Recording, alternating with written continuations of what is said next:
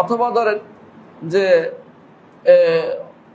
অপমান করার জন্য বলছে দিনের কোনো বিষয়কে, দাড়ি নিয়ে অপমান করছে আপনার, কি যে দাড়িয়াল বাইককে টান দিছে গানের, আছে না কিছু মানুষের।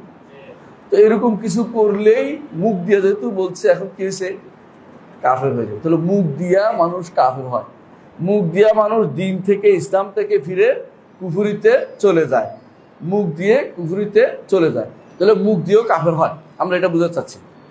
ধরেন আরো একটা উদাহরণ দিই মুখ দিয়ে। সাহাবীদের যুগে, রসুলের যুগে মুনাফেকরা মুখে বলছিল যে আমাদের এই হুজুর এগুলি মসজিদে বসে থাকে আর খাওয়া দাওয়া ছাড়া, পেটের চিন্তা ছাড়া আর কোনো ধান্দা নেই ওদের। আল্লাহ কিন্তু আয়াত নাযিল করেছে এরকম। সূরা তাওবার 65-66 নম্বর আয়াত আল্লাহ তাআলা বলছেন, লা তা'তাযিরু, এখন আর ওযর পেশ করে লাভ হবে না, কাদ কাফারতুম বা'দা ঈমানিকুম, এই কথার কারণে কাফের হয়ে গেছে। মানে চিন্তা করে দেখছেন, মুখ দিয়ে বলছে, ঠাট্টা করছে, একটা সামান্য ইয়ের কি মারা কয়ের ইয়ের কি মারছে, এতে কাফের হয়ে গেছে, একটা কথা দিয়েই কাফের হয়ে গেল।